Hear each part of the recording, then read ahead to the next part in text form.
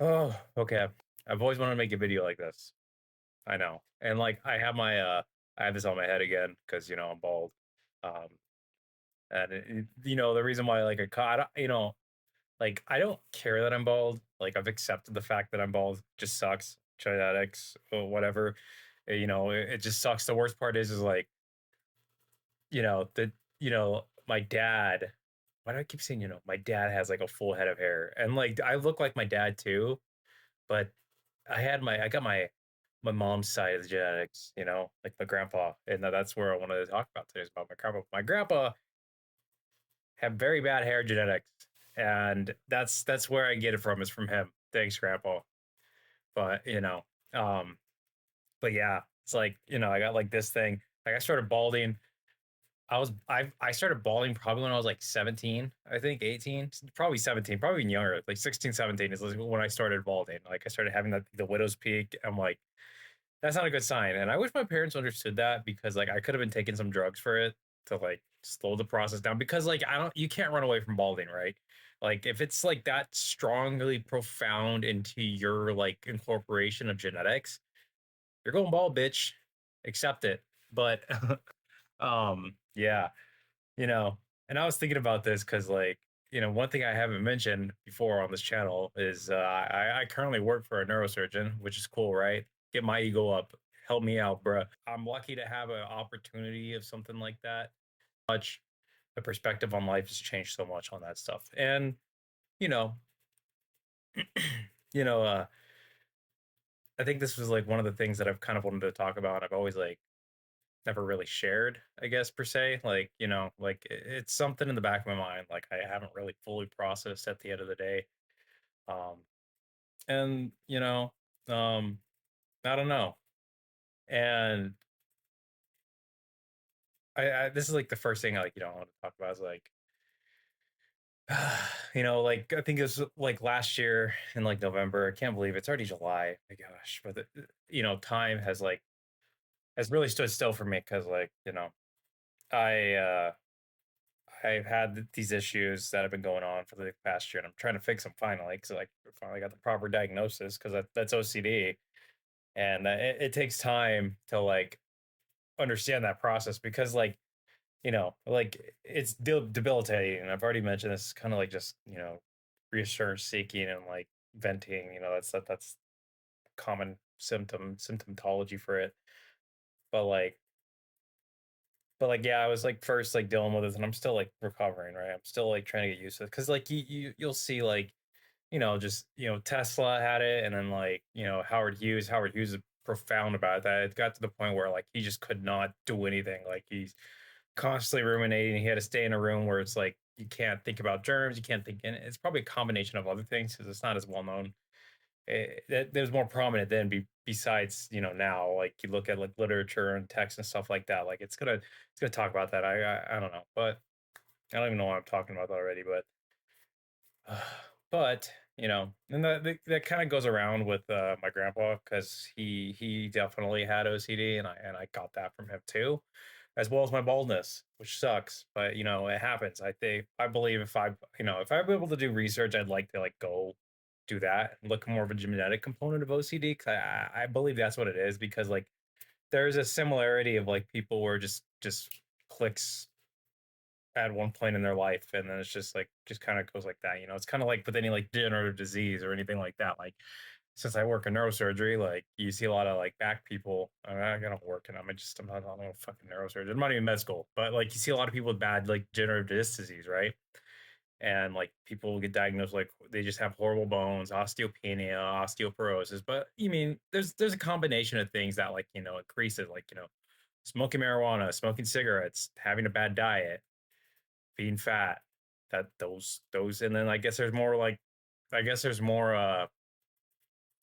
I don't know if this is like I can you know look in like even though I've looked at kind of like a stuff like the Monjaro and then like the Ozempic stuff, there's some linkage to it with people who have back surgery prior to it because like when you take the Ozempic, it's for weight loss, right? You eat less food, so that's a combination of you're losing muscle, you're losing all that sort of stuff. But I think about it in that perspective. Everything, like I said, everybody has something fucking wrong with them, right? They're gonna.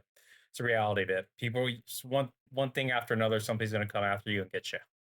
That's the reality. But and we yeah, but going back to all that stuff, it's like and the more that I realize, like, yeah, he had it, and and it's just like I'm reflecting, like, I spent like the past like since like 6 7 months or whatever since he's passed, but 6 months truly because we had his funeral like a month after, because and I always have like very a hard issue talking out in front, and I wish like it's the past, I can't change it, but this is better perspective of talking about it.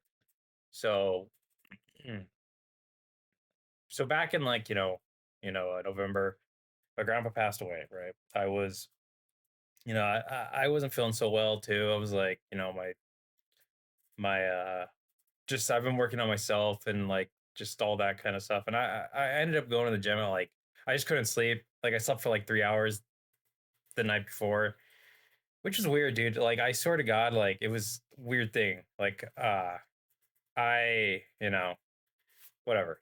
But I was at the gym, I was lifting, and then my mom called me saying, "Hey, your grandpa passed away." And then, I went over to my grandma's house. My grandma was there, and he was passed away the in his room. And when I got there, there was like a good cop. I like actually met a good cop. There's good cops out there, but I'm not like I'd rather keep my political stance out of that. But like this guy was nice. He was, he understood the process of it.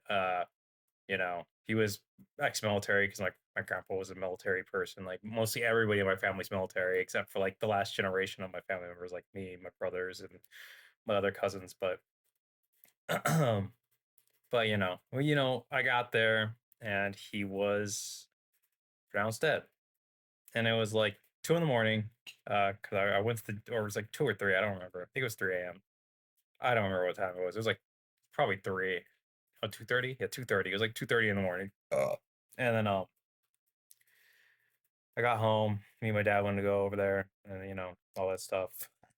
The the funny part was is like my dad went to go check on him, just one last time because like I didn't want to see him dead, even though like it wouldn't bother me, bring me maybe some type of stuff, but like I saw him on Thanksgiving alive, so I rather keep it that way. I rather see him. My last memory of him being alive and not dead. So I didn't go in there. And then like I don't know what happened. Like my dad let the dogs out, and one of the dogs got in because they have like a doggy door in their room too, and like they have two doggy doors. So like it went into my grandma's room, and the dog got up there, tried to get in my grandma's. Yeah, whatever. It's kind of dark, but stuff like that happens all the time. But he would have probably thought that was funny knowing him. He he would have probably thought that was funny, and you know, and I was contemplating about like shit, like you know, I was like just like he sat there because like I was sad, but it's just like just I kind of like suspected it, because he didn't really do anything for his last like spout of life per se, he retired, he's been trying to do that for years, like he's like he retired when he was like 35, and then tried to invest to help out some part of his family members, and then he ended up going. He lost all of his money because of that. So I don't know the whole story about that, but it had to do something along those lines, right? So he ended up going back to work, and then like he ended up selling his company. He made quite a bit of money off of that because he ended up going to like Chicago, and he ended up learning about fiber drums. Yeah, but going back to like I'll talk about that later. But um, going back to that statement, statement. Going back to what I was saying prior, and I was sitting there, and I just remember talking to my grandma, all that stuff, and my dad, and we just kind of sat there, and then then I was because I also had work that day, and I ended up going to work still, right? Most people like I don't condone people not doing that and all that stuff. But in my head, my grandpa would be like, "You need to go to work. Like, you still need to go. You still got to go do stuff. You need to move on with your life and all that kind of stuff." Like, that's what he believed in. So I did. I remember that day too, because I walked in and I told the neurosurgeon that I worked for like about it. And he's like, "Jimmy, I'm sorry." He's like, "You okay?" I'm like yeah, and I'm like, I mean, like, you know, I didn't say it out loud, but like my grandpa would be wanting me to do that, going in there, helping out people, and all that stuff. And I'm glad that I came in that day because there were some very complex patients. Like that was I remember that day. Like the patients that we had that day were like very complex because like the doctor that I worked for since I'm a medical scribe, and the difference is like between me and him, like he went to Harvard, I went to freaking Central Arizona College. So it's like there's a tremendous gap of like knowledge and shit like that, right? So um so like his notes are very detailed. I could say that. I won't go any other but we, the whole line. If like there's a cancer patient, he wants everything, it's a good learning experience for me. Like I've learned so much and I've gotten better. I still have my issues. Like I'm not the best scribe in the world, but I have seen so many like positives like that has came out of it. And I've been so locked up in my head too, and it's just like that experience like really just like hit a toll on me, and it was hard to say because like I was studying from the MCAT too at the same time, and there was like just a combination of other things that I was dealing with, and man, like it was just one thing after another. But the good thing is I still had to like that job, like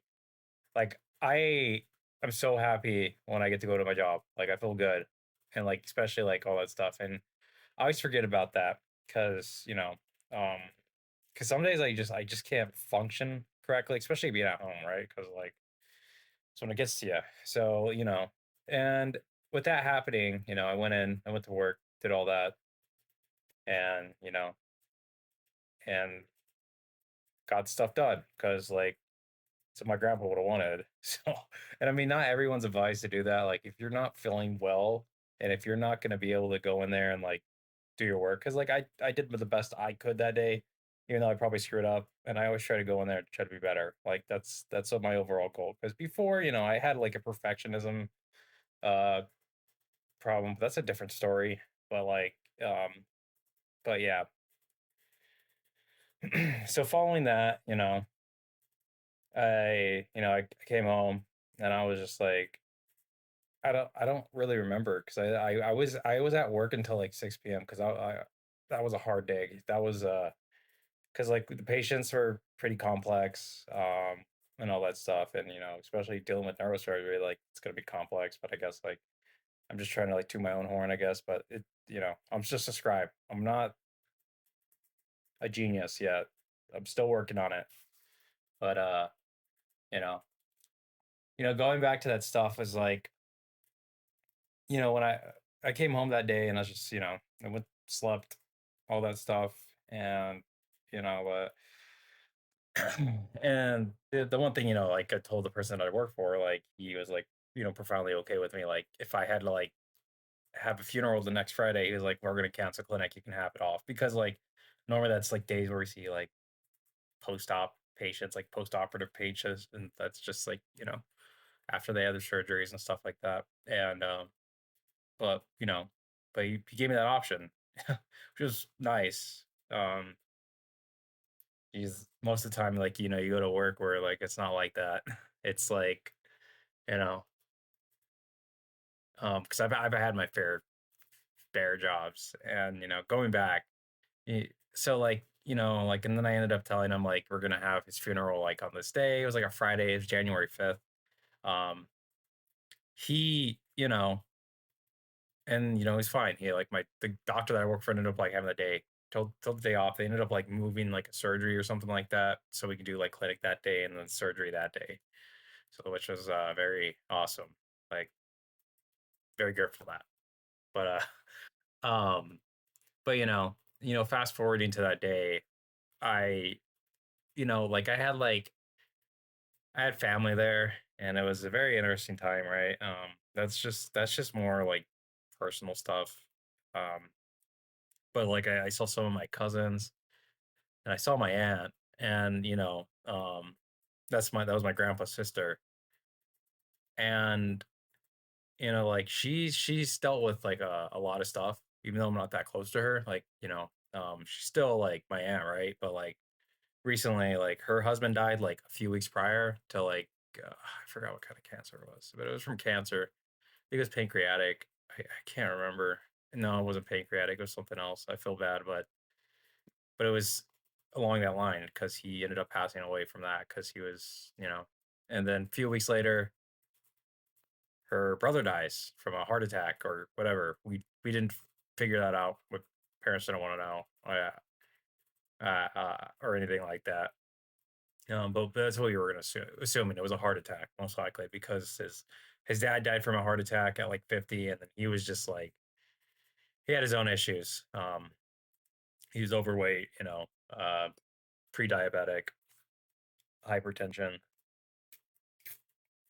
the whole 9 yards. Yeah, but this is a long video, so I'm just keep talking. Yeah, but the whole 9 yards. Why did I say it like that? But I didn't get to go up there and like speak on like what I wanted to say, and I think that's why I wanted to make this video, even though it's like 16 minutes long. It's like it helps me, I guess, in that perspective, and it gets like what I need to say out. Um, when I grew up with my grandpa, I don't really know much. Like I didn't really understand because he was like an alcoholic, right? Vietnam veteran. Uh, I guess that's all that stuff. PTSD. He had OCD. He was um, combination of different things because like nobody really understands like OCD stuff. Like now I do. But whatever. I'm like self-diagnosing him, but I can't say. But I would be suspicious that it's from him, and he had it. So because he had whatever symptoms. We'll go by it later. But he grew up in a very small town, you know, you where I live now and some other places. I don't know. He's lived everywhere. I don't fucking know. He's lived everywhere. And he grew up as a farm boy. He grew up in the South. Was it St. David? I think that's St. David. A really small towns, right? Farm boy, living on farms, all that stuff. Um, and so he didn't like farming. I know that for a fact. And no, I'm pretty sure nobody likes it. Nobody likes farming because that seems like a very horrible thing, right? Because my family's just farming. All they've done their whole life is just straight up farming. And he never really spoke that much about his like him growing up, but he'd always like talk about like how bad his dad was like a super nice guy, right? His dad was very like very well spoken guy, World War II veteran, very nice, very humble person. Like he would like at his like place, he'd always like refuge from people who would always like, you know, um illegals, like, coming over the border, like he would give them jobs at his farms and like let them stay and stuff like that, and pay them correctly, like actually pay them like a good amount of money and not like getting fucking ripped off by like what people do today, right? Um, they would do all that, and there, there's some stuff like that. Like he was a very, very kind man from what I knew. He'd go out his way, his workers, made sure like they were doing it. He didn't even sleep, like I heard that's my grandpa would say, but I don't know that much. But that's like to the extent that's what I know, right? And so, you know, and my grandpa was always like very like just like kind of like a very, very intense person because I feel like I can get that. I have that feeling too, but like when you talk to them, they're like very nice, right? Like I have like a resting bitch face, of course. So it's like I don't. And once you get to know me, people are like completely the pages flip, right? And like, but like I keep saying it's just like, and I'm saying like that's just the California way, I guess. But he'd always tell me about like growing up and like he would play football. When he was playing football, like he'd always talk about like how like hard it was back in the day because he played like 8-man football. So he was playing center, and then if you don't know an 8-man football, like the linemen can go out for passes and shit like that. So that's what he did.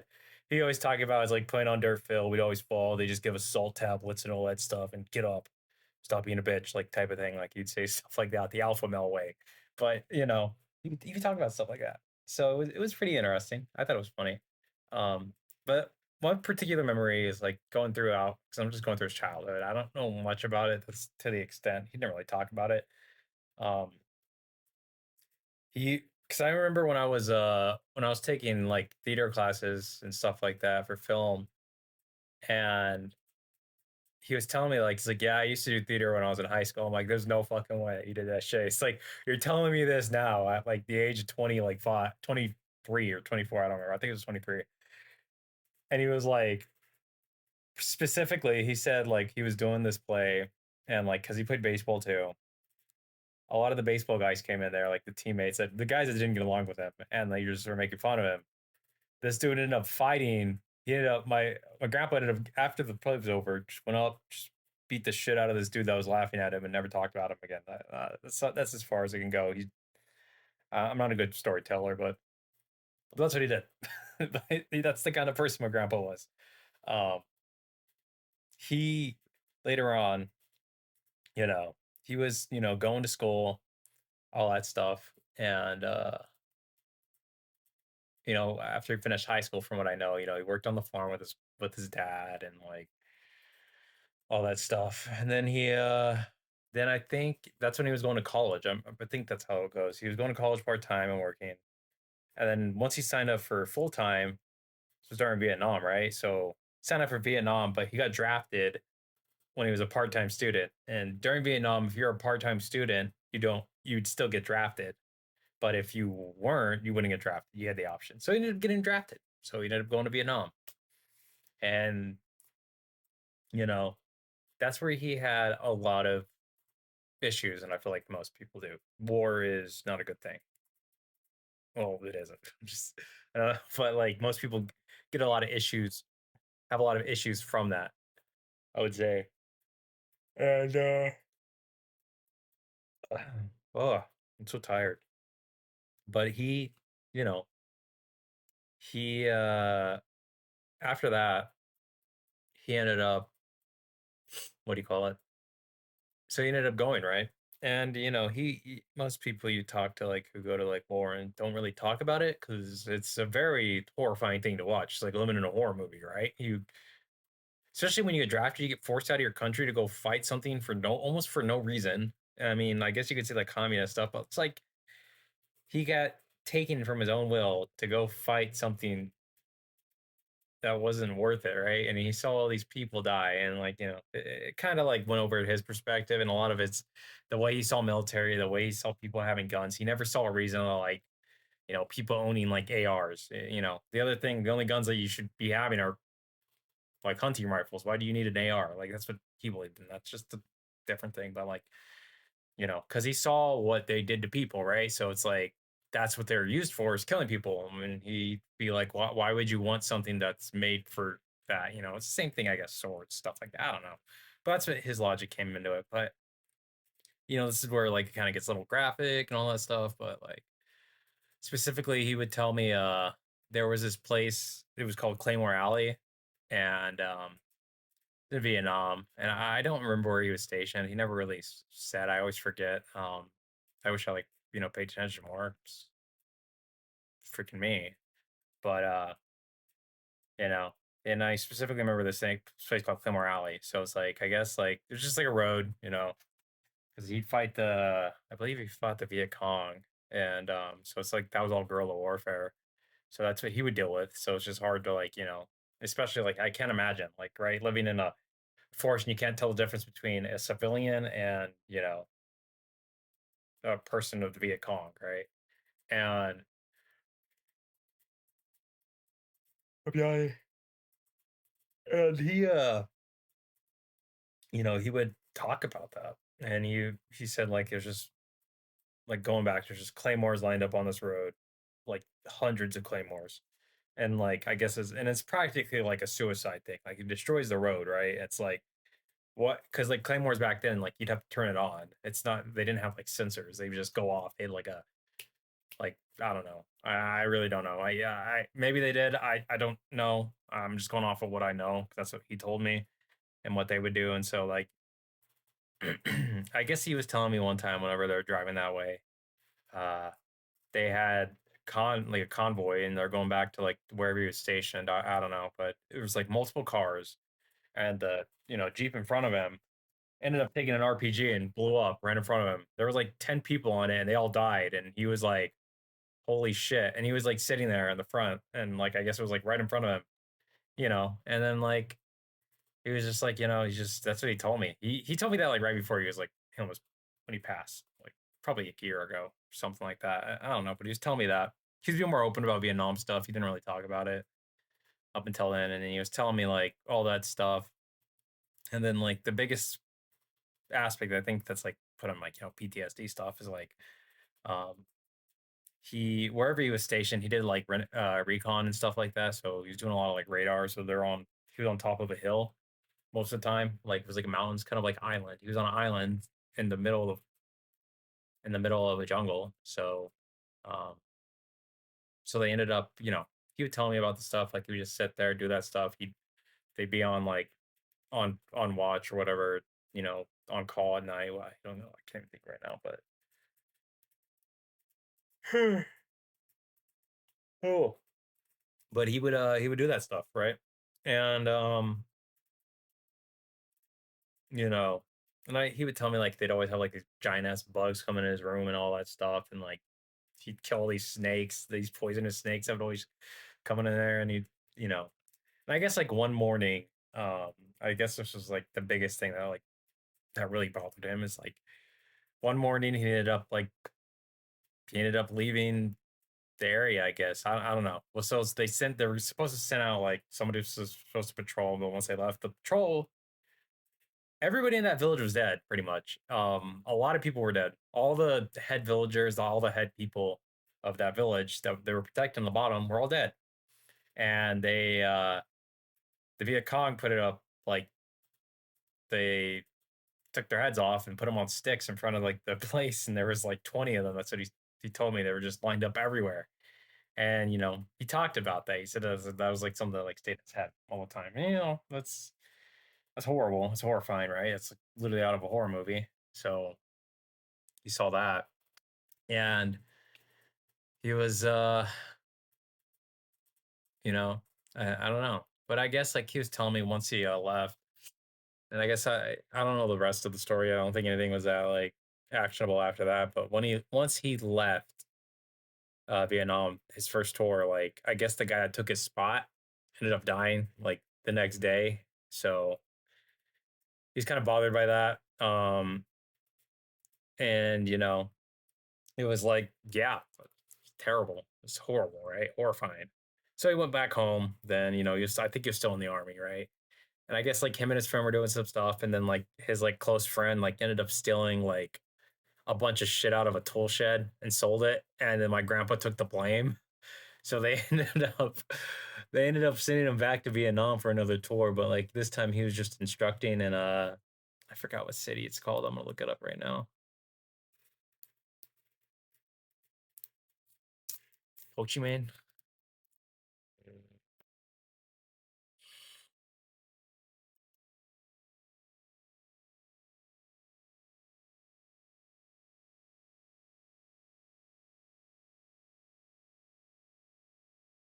I can't remember what it is. It has to be something like that. Southern, big city. I'm like I'm just blanking out. Some places just blank out. Yeah, yeah, that's what you mean. So Saigon, I think at the time, um, and he was stationed there, and I guess like he did instruction. He didn't have to go out there again. He just had to like instruct people on like radar stuff and all that stuff, teaching them all whatever.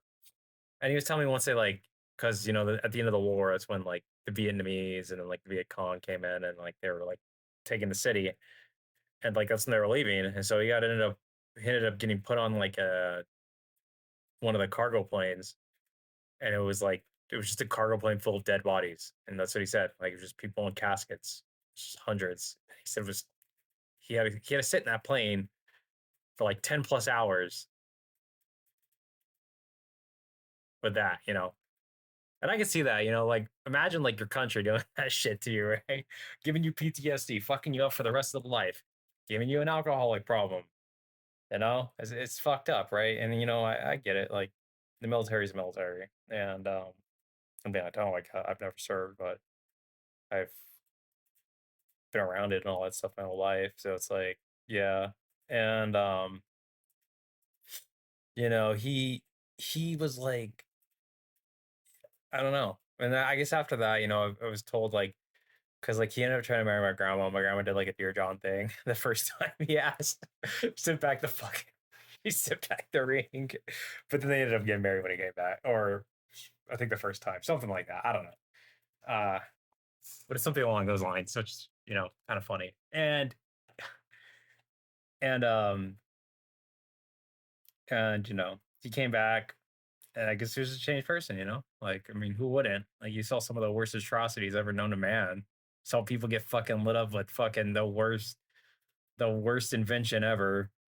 You know, you saw Agent Orange and then fucking napalm. Like, imagine seeing all that shit, right? That's just straight out of horror movies. And like, you know, and you know, he was exposed to it and all that stuff. And I am pretty sure he had his own issues. He ended up like he had a bunch of medical comorbidities from Vietnam, you know, PTSD, mental issues.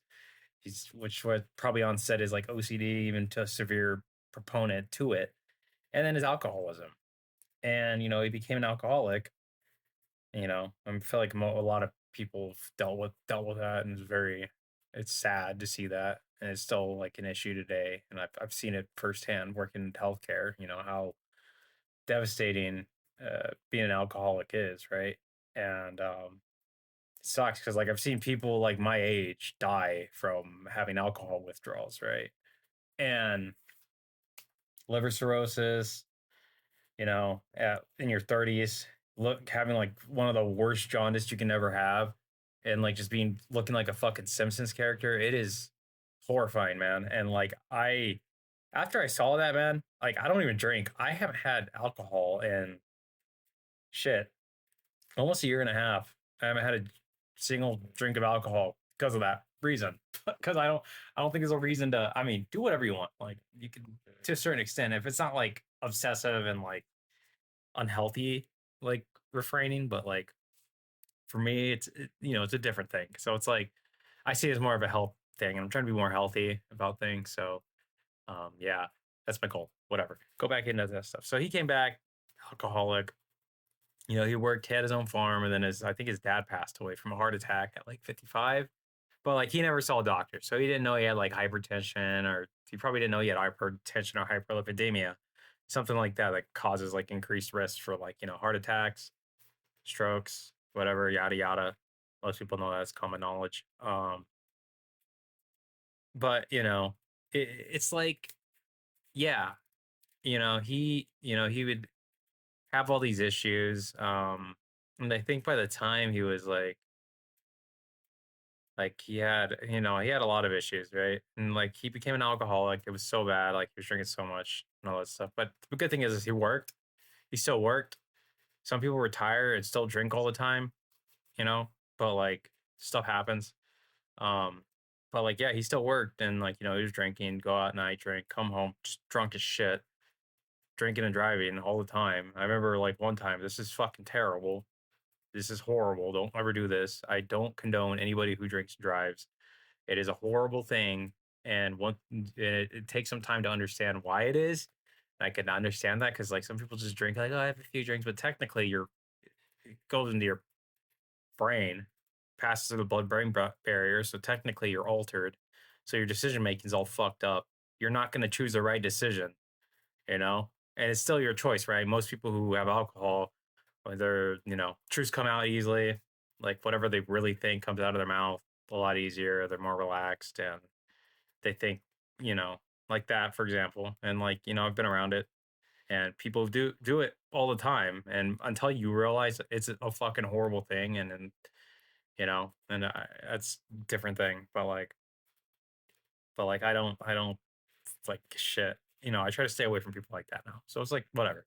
And you know, he would do that stuff. He would shit. I remember like I remember him telling me one time when he was like his alcohol he was so bad. Like he would literally just freaking have a handle and like drink like for like, driving like for like 8 hours straight. Like he would sip on a handle while he was driving. So, um, and he's always very like he was very regretful of that stuff. And he's like, well, before he died, he was just like, but he's changed. He ended up stopped drinking alcohol. He stopped completely, right?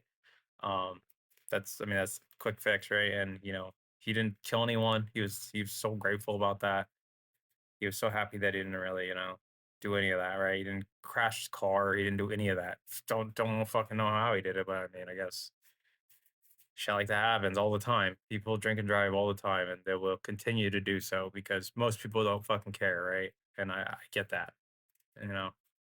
And some people don't mean to. Like, if you have a few drinks and start driving, like I get that, but I understand now, especially now, like you're altered. You're still altered. It affects you to a certain extent. You shouldn't be driving after like a few drinks. Like you shouldn't be doing that because you're still altered mental status. You know, um, and like I know it's very conservative, but I am that when it comes to that stuff.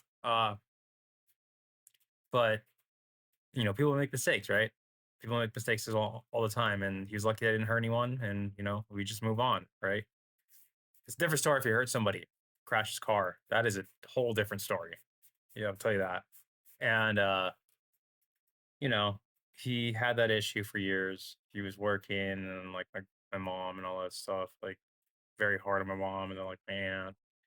And then go a little bit further, like, my aunt, when I was in my like I think early 2000s, because like my parents didn't want like him being around us because he was an alcoholic. So he ended up quitting. He ended up cold turkeying out of nowhere. I don't know how he did it.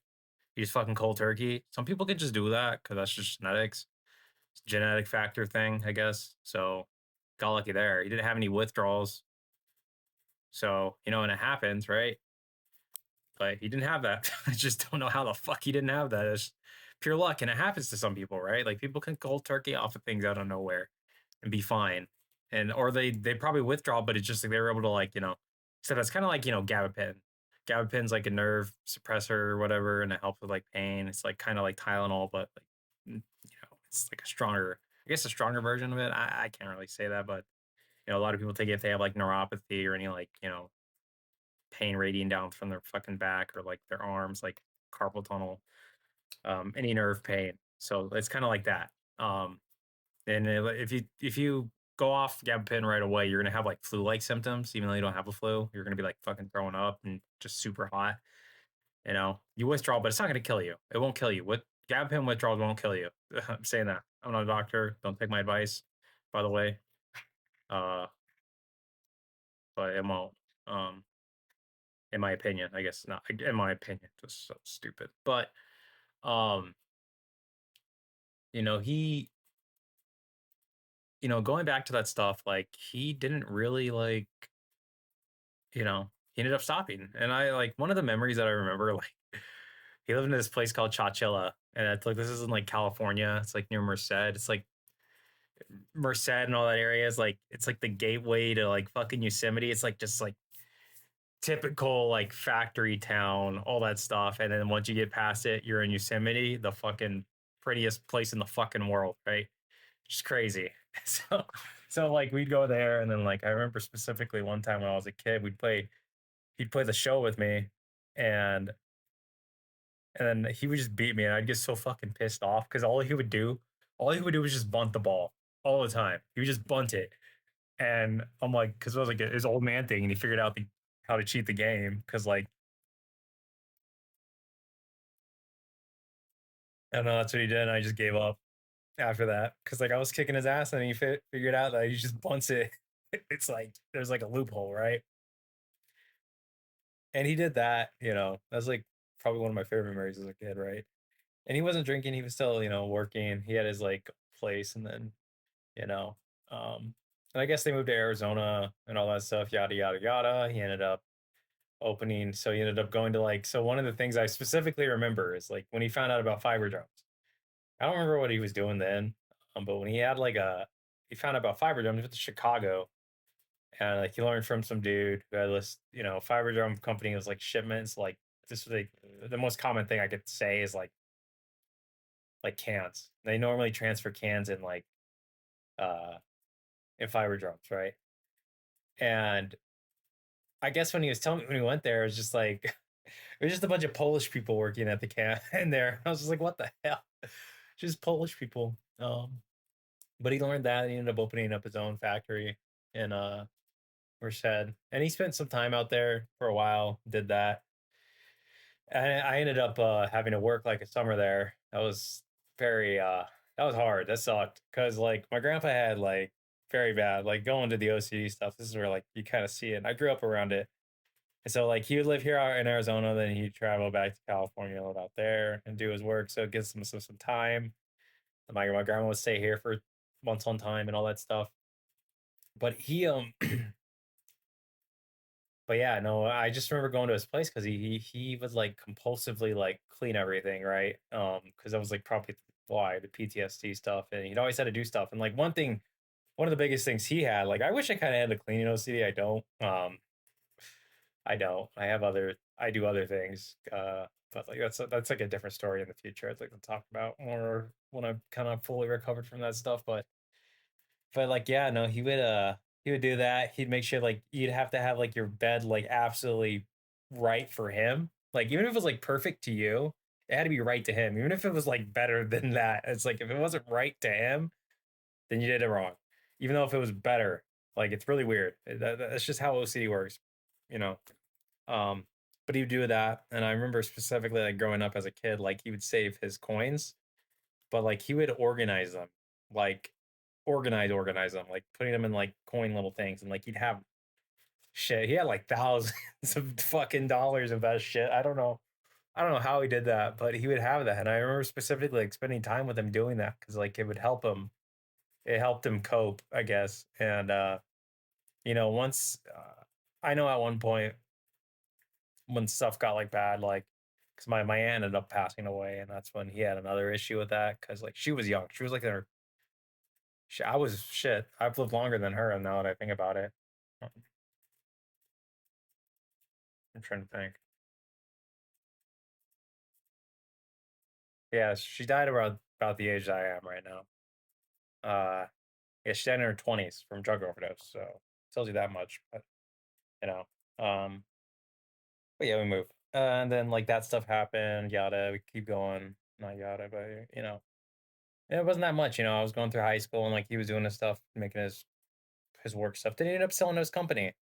And after his company sold, because like another big thing that my grandpa like issue he had was gambling. He loved gambling. He was a gambler. I've never seen him win, but he gambled all the time.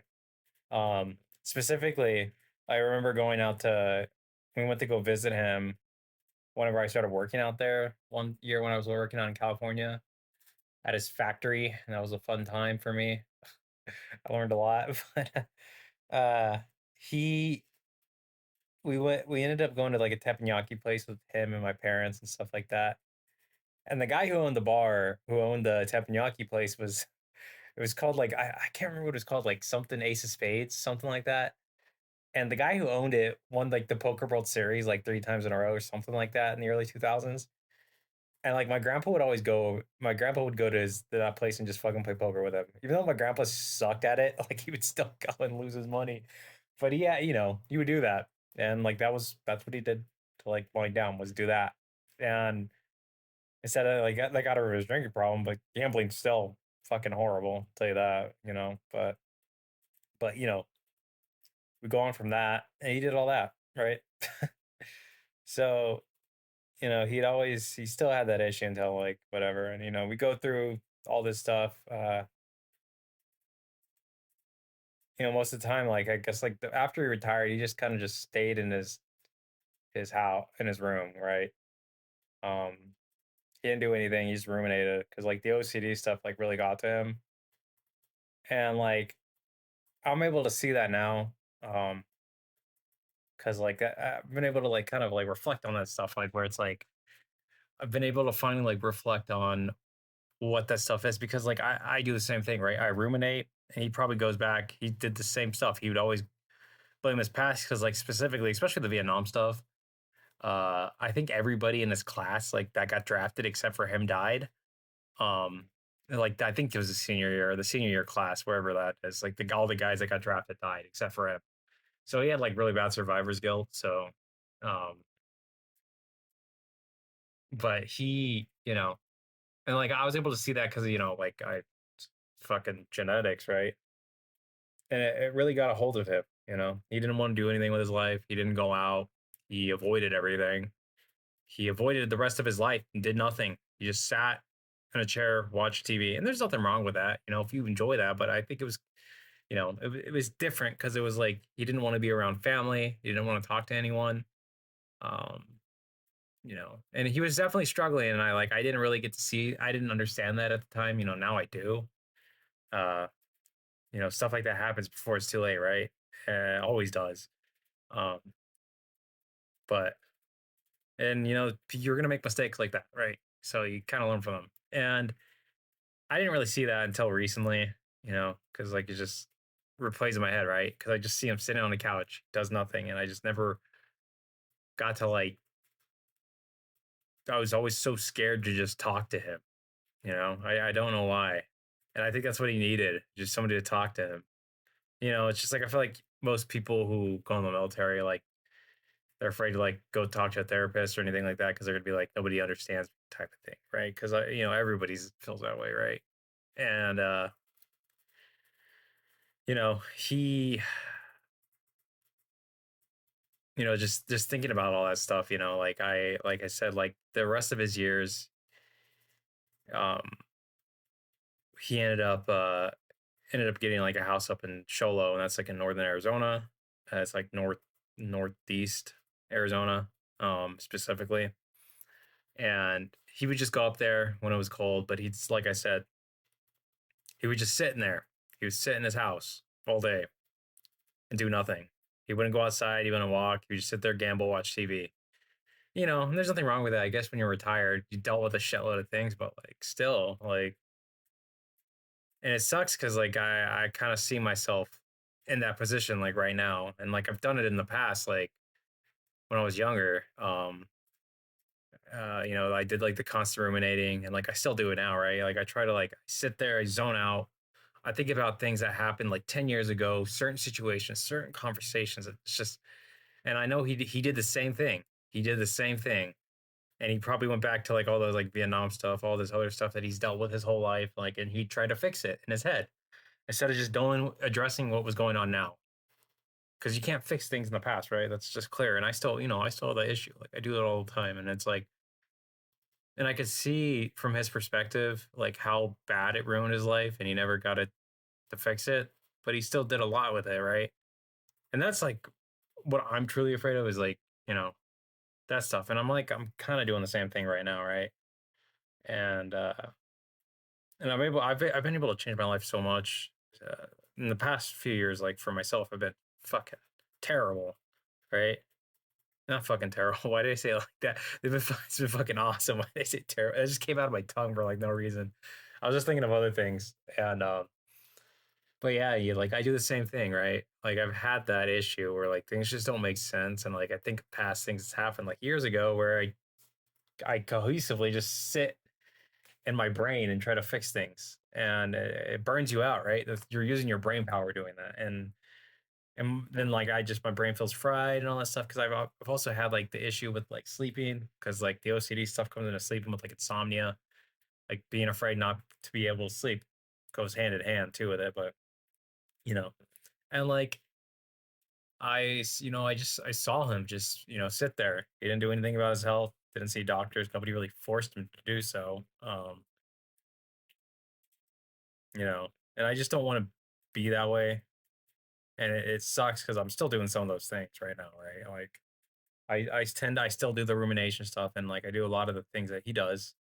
Um and not just live my life because I feel like he didn't have that opportunity to live his life. Like or he did. Like he lived it of course he did. He did all amazing stuff, but still, but like I said, like he would avoid stuff. He would avoid family functioning stuff. He would avoid like going to um like coming over for like Thanksgiving, like the year before Christmas. He would avoid stuff like that, or going to my baseball games, my football games. Like he would come out sometimes, but he would just have to feel just right to go. But most of the time he didn't, you know. A lot of his stuff was very routine, and then it got to the point where he was sleeping all day, right? When he retired, he would just sleep for like 14 hours a day, and I don't know why nobody, you know, and you know, and like I just kind of like saw it that way. His he lived his life that way, and like I'm a because I do the same things as him, like some of the things, and like I've messed up so many times in my life too, and like the more that I realize, because like just from my perspective, my life goal is like being a doctor, and like I want to go into surgery and specifically neurosurgery, but I'm not at that like level. I'm not, and that's where I'm trying to like figure out, whatever, just explaining my thought process, but yeah, and I guess like seeing him like that, seeing him all that, deal with all that stuff was a lot, and the more that I'm able to reflect on it, I've been able to process it more the past few like 6 months, and it's like shit. uh and it sucks because like I like you always think like I could have, that kind of thing, and like I've had those issues my whole life too, right? And I just wish I was able to like talk to him more about that stuff, and like I didn't do that. I was so fucking locked up in my dumbass head, thinking like the world revolves around me when reality doesn't, right?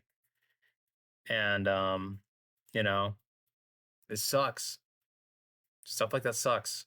And all you can do is just be a better person, And I never really got to like talk about this at his funeral, And he's had a huge impact on my life, and just seeing like what he's been able to do and how he's been able to change as a person tells me so much, right? He showed me like you could change like 100%. Like, I've had those conversations where people are like, oh, people don't change and all this stuff. Yeah, they do.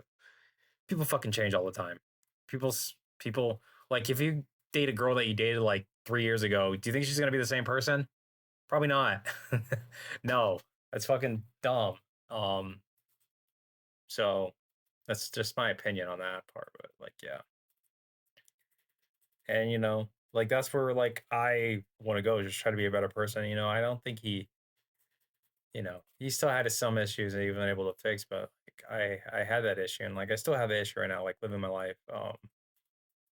And I get so scared of things and all that stuff for no reason, and and I'm in a better mental state than I was like a few months, like shit, like fuck, a few months ago, man, I was terrible, and I took the MCAT, but like now it's I have more of an understanding what I want to do with my life and why I want to do things, and it's taking some time. Like it's taken me over a few years to figure out why I wanted to be a doctor, because there was something in me that like I want to go this way, but I don't know why. But I was finally able to figure out why recently. So, and that's a different story in the future. But yeah, and like you know, and like knowing my grandpa and all that stuff, like he would be happy with like the outcome I've become, and all the man I'm becoming.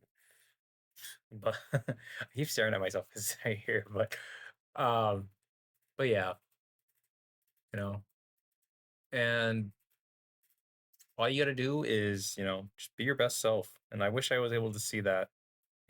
Like I always thought, like you had to be perfect, you had to know everything, instead of just fucking going out and do stuff, you know, or like doing things out of like hate. Doesn't work. So, but yeah, and from now on, I'll use this kind of stuff to like, you know, help with my future and to move on with my life, be a better person for him, the people around me. Because I want to help people.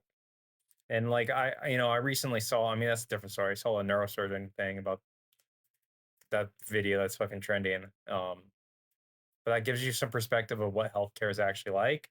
That's the last thing I'm gonna say. But yeah, but about that. But yeah. I wish I was able to like talk at my grandpa's funeral and stuff, but I was too scared, and Uh, yeah, but for him, gonna be a better person. That's my overall goal. I'm gonna be a neurosurgeon for him too. That's yeah.